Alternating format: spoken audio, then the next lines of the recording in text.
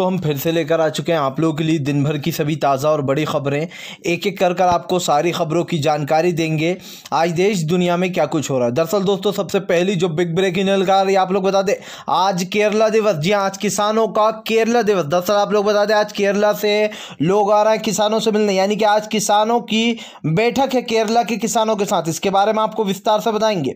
वहीं पर दोस्तों अगली बिग ब्रेकिंग में हम आपको बताएंगे कल मनाया जाएगा महिला दिवस। जी हाँ, किसानों का हर दिन एक नया त्योहार, इसके बारे में भी बताएंगे। वहीं पर अगली बिग ब्रेकिंग में हम आपको बताएंगे दोस्तों खट्टर को बड़ा, जी हां, बड़ा झटका, कभी भी गिर सकती है खट्टर सरकार, इसके बारे में आपको विस्तार से बताएंगे। वहीं पर अगली बिग ब्रेकिंग में हम आपको बताएंगे दोस्तों, जी हाँ, आप लोग बता दें असम में कांग्रेस ने जारी की 40 कैंडिडेट की लिस्ट, यानी कि असम चुनाव को लेकर कांग्रेस भी जल्द से जल्द जो है यहाँ पर नंबर 1 पर आना चाह रही है, यानी कि अब पूरी तरीके से भाजपा का सुपड़ा साफ, इसके बारे में भी आपको विस्तार से बताएंगे। वहीं पर दोस्तों मिथुन चक्रवर्ती हुए भाजपा में शामिल, लोगों ने कहा ये भी भाजपाई बन गए अब। जी हाँ, अब भाजपा वालों को बायकॉट, इसके बारे में भी आपको बताएंगे। वहीं पर अगली बिग ब्रेकिंग में हम आपको बताएंगे दोस्तों, दरअसल आप लोग बता दें आज ममता बनर्जी की पदयात्रा। जी हाँ, दरअसल पेट्रोल डीजल और गैस की टंकियों के बढ़ते दामों को लेकर ममता बनर्जी ने भाजपा पर हल्ला बोल दिया, इसके बारे में आपको विस्तार से बताएंगे। वहीं पर दोस्तों गिरिराज सिंह का फिर से एक बार विवादित बयान, बोले जो भी अधिकारी काम करे उसके दोनों हाथों से डंडा पकड़कर सर पर मारो, इसके बारे में भी आपको विस्तार से बताएंगे। वहीं पर अगली बिग ब्रेकिंग में हम आपको बताएंगे दोस्तों महिला किसानों की मोदी को चेतावनी, बोले अब यहीं पर पक्के घर बनाकर रहेंगे। जी हां, अभी तो कच्चे घर बनाए, अगर मोदी ने बात नहीं मानी तो अब पक्के घर बनाने की बात कर रही है महिलाएं, इसके बारे में भी आपको विस्तार से बताएंगे। वहीं पर दोस्तों राकेश टिकैत का बड़ा ऐलान, बोले अब 13 को बंगाल का दौरा। जी 3 दिन तक नहीं आएंगे, लोगों से कहेंगे, अपील करेंगे वहां के किसानों को क्या मिल रहा है, एमएसपी मिल रही है या नहीं। इसी के साथ साथ गुजरात भी जाएंगे, वहां के नमक वाले किसानों को कुछ नहीं मिल रहा है, यानी कि अब भाजपा का सफाया करने के लिए राकेश टिकैत सबसे आगे हैं, इसके बारे में भी आपको विस्तार से बताएंगे। तो सारी खबरें एक एक कर देंगे। फिलहाल खैर चलिए बढ़ते हैं सबसे पहली और सबसे बड़ी खबर की ओर। दरअसल दोस्तों आप लोग बता दें किसान नेता राकेश टिकैत का बड़ा ऐलान, बोले अब तो भाजपा से कोई बातचीत नहीं होगी। जी अब तो लंबा समय लगा। किसान नेता राकेश टिकैत बोले अब हम केरल जाएंगे। आज केरल वाले लोगों से, किसानों से बैठक है हमारी, उनसे जानेंगे, नारियल की फसल के बारे में पूछेंगे और केरल में मसाले बहुत ज़्यादा होते हैं उसके बारे में जानेंगे कि आखिर कैसा क्या चल रहा है। राकेश टिकैत ने कहा कि अब रुकने का समय नहीं है, रातों में जो है हम रात भर जो है यहाँ पर सफ़र करेंगे और दिन में फिर यहीं पर दिखाई देंगे मोर्चे के साथ। यानी कि दोस्तों राकेश टिकैत ने कमर कस ली कि फिलहाल सरकार को सत्ता से बाहर कर ही रहेंगे। किसान नेता राकेश टिकैत की आज केरल के किसानों से बैठक के बाद आप लोगों को बता दें, राकेश टिकैत जो है दोस्तों बहुत जल्दी उनका कहना है कि हम गुजरात जाएंगे, गुजरात में नमक के किसानों का क्या हाल है उनसे ज़रा पूछेंगे, उनको कुछ भी नहीं मिल रहा। जी हाँ, इसी के साथ साथ किसान नेता राकेश टिकैत ये भी बोले कि फिलहाल अब तो राज्यों में जाना ही पड़ेगा। जी हाँ, और उन सभी लोगों से बात करनी पड़ेगी जो भी उनको कुछ मिल रहा है या फिर नहीं मिल रहा है, चाहे वो बंगाल हो, गुजरात हो, जहाँ जहाँ चुनाव वहाँ भाजपा को बायकॉट करने की बात की जा रही है। और किसान नेताओं का कहना कि फिलहाल वो अपील करेंगे कि भाजपा को बिल्कुल भी वोट ना दिया जाए। फिलहाल खैर चलिए हम बढ़ते हैं और अगली बिग ब्रेकिंग की तरफ। बता दो तो अगली जो बड़ी खबर निकल कर आ रही है आज ममता बनर्जी की धमाकेदार पदयात्रा। जी हाँ, दरअसल दोस्तों आज ममता बनर्जी ने पदयात्रा निकाली जिसके चलते उन्होंने भाजपाइयों की नींद उड़ा दी। आप लोगों को बता दें ममता बनर्जी की ये पदयात्रा जो है यहाँ पर पेट्रोल डीजल और गैस सिलेंडर के बढ़ते दामों को लेकर थी। आज ममता बनर्जी ने ज़बरदस्त तरीके से मोदी सरकार को घेरने का काम किया है।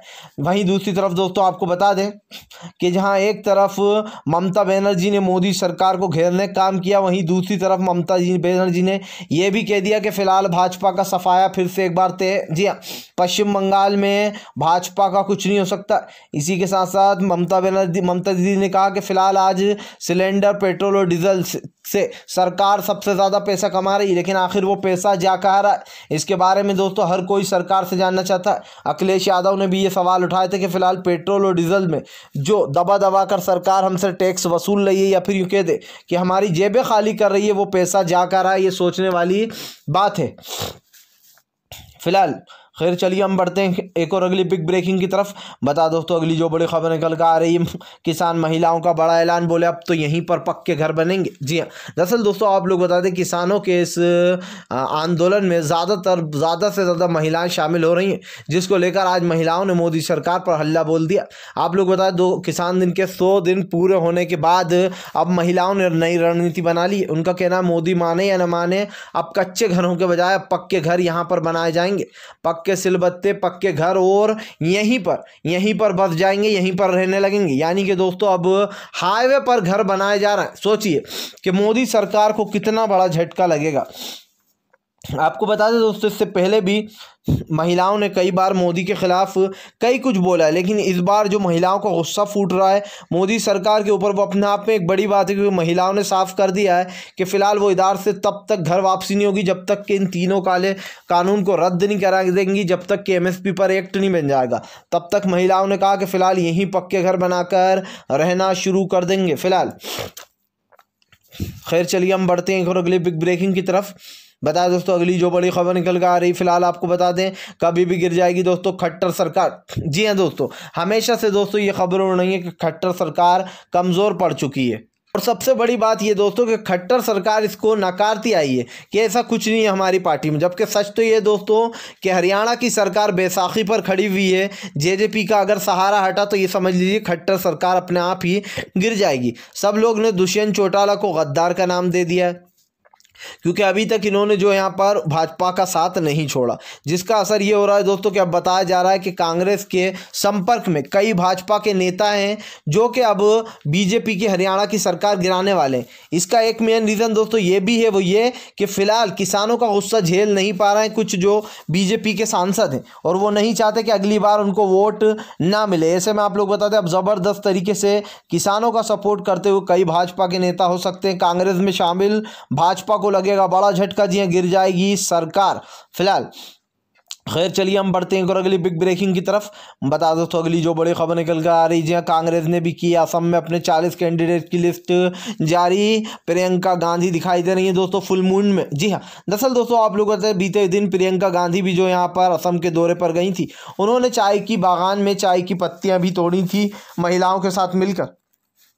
अब सबसे बड़ी बात ये दोस्तों कि आज जो है यहाँ पर 40 कैंडिडेट की लिस्ट जो है वो कांग्रेस ने जारी कर दी है। आप लोग बता दोस्तों ये 40 कैंडिडेट पहले चरण के चुनाव के लिए हैं, यानी कि जो पहले फेज का चुनाव होने वाला है असम में, उसके लिए 40 कैंडिडेट की लिस्ट जारी कर दी गई है। हालांकि बताया जा रहा है इसमें जो दोस्तों जो ज़्यादातर नाम है वो पिछली बार, क्योंकि भाजपा BJP के सामने कांग्रेस की असम में हार हो गई थी और वो भी करारी, लेकिन अब की बार भी इसमें कई ऐसे लोगों को उतारा गया चेहरे को जो पिछली बार हार चुके थे। हालांकि बताया ये जा रहा है कि ये कांग्रेस की रणनीति है। जी हाँ, जो दिग्गज है वहाँ के दोस्तों जिनको काफ़ी अच्छे खासे वोट मिले थे, उनको एक बार फिर से कांग्रेस ने जो यहाँ पर उन लोगों को भी उतारा और कई नए चेहरे भी उतारे फिलहाल। खैर चलिए हम बढ़ते हैं और अगली बिग ब्रेकिंग की तरफ। बता दोस्तों अगली जो बड़ी खबर निकल कर आ रही, फिलहाल मिथुन चक्रवर्ती भी हुए BJP में शामिल। जी कैलाश विजयवर्गीय ने की मिथुन चक्रवर्ती की तारीफ। सोचिए दोस्तों मिथुन चक्रवर्ती भी BJP में शामिल हो गए। ये वही मिथुन चक्रवर्ती हैं जो कि अभी कुछ दिन पहले तक जब ममता दीदी के साथ थे तो भाजपा की जमकर बुराइयां किया करते थे।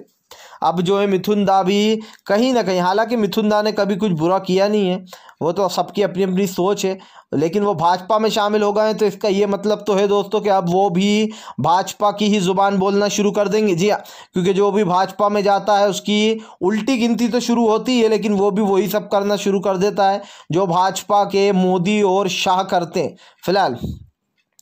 खैर चलिए हम बढ़ते हैं और अगली बिग ब्रेकिंग की तरफ।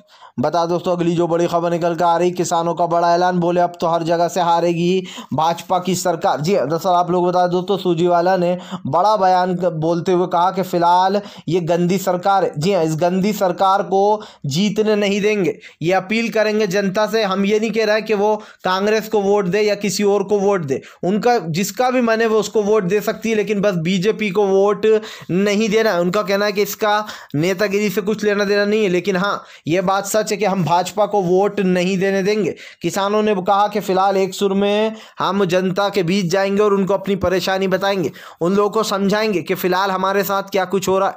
और इसी के साथ साथ किसानों ने यह भी कहा कि वो जनता से अपील करेंगे चाहे वो किसी को भी वोट दे, लेकिन भाजपा को वोट ना दे। यानी कि दोस्तों अब कांग्रेस की कहीं ना कहीं कांग्रेस आ सकती है सत्ता में वापस, क्योंकि भाजपा के बुरे दिन उल्टे दिन स्टार्ट हो चुके हैं। और अगर देखा जाए तो भाजपा के सामने जो खड़ी रहती है हमेशा सीना तान के, वो एक कांग्रेस ही है।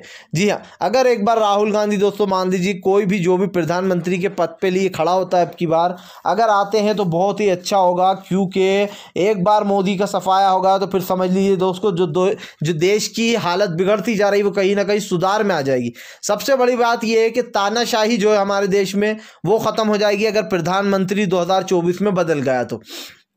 मनमोहन सिंह साहब का कार्यकाल दोस्तों सबसे अच्छा कार्यकाल माना जाता है।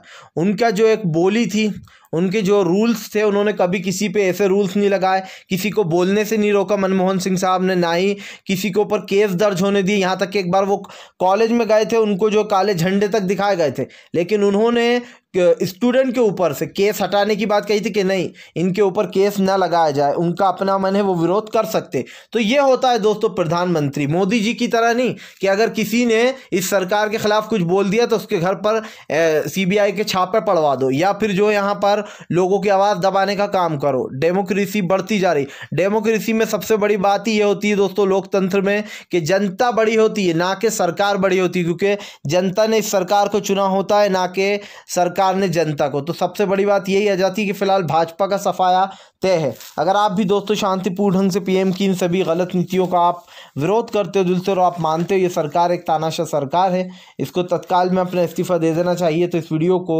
ज़्यादा से ज़्यादा शेयर कीजिए, लाइक कीजिए, और अगर आप हमारे चैनल पर पहली बार आए हैं तो सब्सक्राइब करने के साथ साथ पास में एक घंटी आएगी यानी कि बेल आइकन, उसको ज़रूर दबाएं ताकि हमारे हर वीडियो की अपडेट आपको मिल पाए।